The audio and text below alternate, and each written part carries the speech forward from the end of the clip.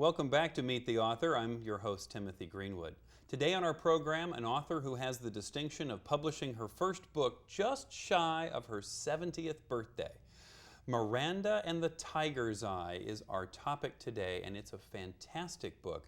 At its debut, it had more people show up for autographs and sold more copies than had ever happened at that sort of debut at that bookstore.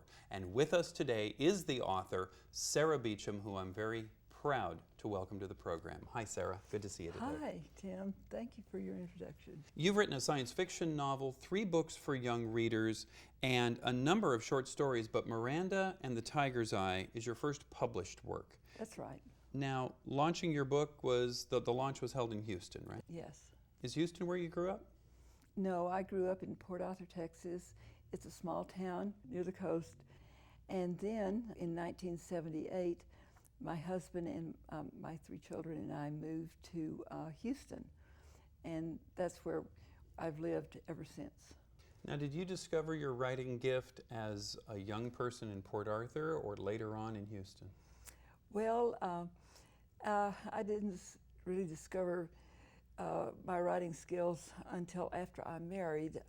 I did a lot of involved daydreaming because I didn't like school too much. I like involved daydreaming instead of the uninvolved kind. So I was there. Well, it was very complicated daydreams, you know. It was when I finally got out of school, I realized that I could set them down on paper as short stories. So how did you juggle your time between being a young mother and being a writer? Well, I had insomnia when I was a young mother, and so I would get up during the night and I would write my stories at night, and I had a baby daughter, and she liked to get up at night too.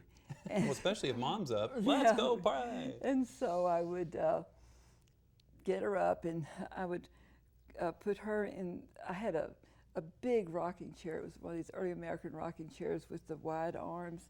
And so I would put her in my left arm, and I would get a big legal-sized clipboard, and I'd put that in my right hand, and I would write while I was rocking her. And we rocked for miles and miles. And while I would write, and she would sit there and she would suck her fingers, and I would rock. And she was a very attentive and supportive person while I was writing my stories. Well, you always hear about someone having a writing partner, but you think about them helping you put the words together. But Right. she was your partner while you were writing. Right. And then in the daytime, well, of course, she was ready to sleep because she was awake half the night, but she was ready to sleep during the day. So I was able to type, and I typed on this huge, cast iron steam-driven Royal typewriter, and I would type while she slept during the day. So Sara, can you tell us a little bit more about the story about MIranda? MIranda is a 10-year-old girl living in a high-rise apartment. She's tall for her age and precocious. She loves the History Channel. She has a vast knowledge of art, history, and science. She is creative and imaginative and can easily adapt to new situations, no matter how odd. MIranda was recently given a tiger's eye stone by her father that she believes to possess magical powers. While sitting in her window seat, the stone gets away from her and floats onto the balcony. While trying to receive the stone, MIranda falls through a crack in the balcony and lands in a tree. She jumps down from the tree and finds herself in the ambient world. The ambient world. Yes. Just below your favorite balcony. Well, the ambient world is a world that exists in and around the world we live in. And only a privileged few have been allowed to venture into this world. Most people are not aware of it.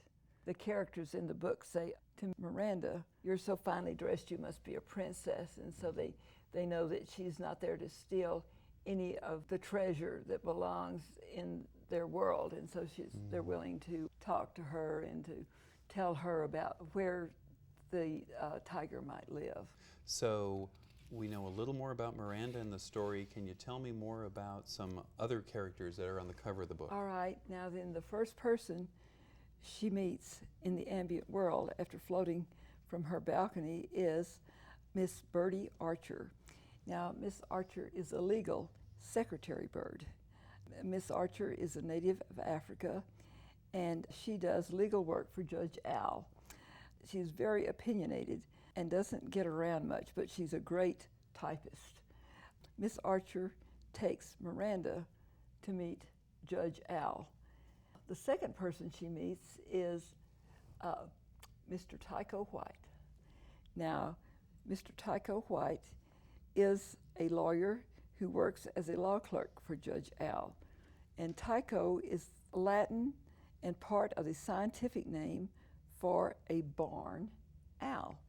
And Mr. White, as you can tell, he's quite handsome and brave, but he's very sensitive about being born and reared in a barn.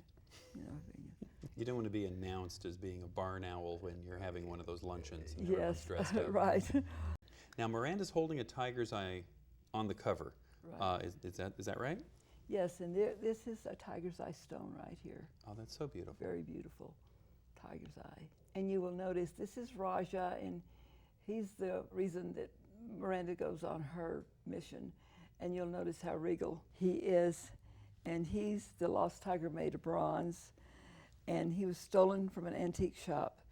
Raja has been imprisoned in his robber's cave for some 80 years. Unknown to him, Miranda possesses this stone called a tiger's eye, and in the ambient world, the land beyond the mist, Raja, you can see, is a real tiger longing for his eye. And when Miranda presents him with the stone, well, it becomes a real tiger's eye. This is a magnificent cover. On the book or on the poster, this is so beautiful. Is there a story behind the artwork? Yes, we had a difficult time finding someone to illustrate the cover. I'm so happy that we found Diane, because that is the icing on the cake, and that makes people want to read my book. Because her cover art really does Yes. capture the essence of your Yes, story. yes. It's a smooth reading book. It's very compelling. It's a page turner. It's like what's going to happen next. About 100 pages. So it's not a very long book. Did it take you a long time to write? A short time to write? How did it feel? Very long time. Very long time. Long, Okay. long, almost 30 years. That's a very long time. That's a journey unto itself. Yes, I kept revising it, and I'd get discouraged, and I'd throw it back under the bed. That was my filing cabinet. Right under the bed. Yeah, right under the bed. A lot of authors go through a period of rejection. Did you have any rejection? Yes, I sent Miranda out, and that was when we lived in Houston, and it was gone about 2 months. And well, the first month and the second month, I said, "Oh, this is sold," and I started thinking about Cadillacs and things like that, Well, the jury's out a longer Yeah. time. They say that means that they're thinking positively. Yes. And then one day I saw the mailman come, and I saw them put that self-addressed stamped envelope in the thing. I said, "Oh, well, I'll go get my thing and see what they said. Maybe they had a nice comment on my thing, because it was gone so long." Right. And Out so to the mailbox. Out to the mailbox, and I opened the mailbox, and there was my poor Miranda and the tiger's eye, and it had tire tracks, Tire tracks? tire tracks, all over. Not just one tire track, but just tire Not tracks, one. tire tracks all over it, like somebody viciously tortured by, ran it all over it. I said, well, and I couldn't send my poor manuscript out to have it abused like that. No. I understand you wanting to protect it. It's a really good book, and I know it's targeted at young people, but it has many things that I enjoyed. I haven't been young for a while, unfortunately, but there's clever phrases, there's references to our world, not the ambient world. There's articulate things. There are references to words and places that make it very educational with lots of nuggets in there.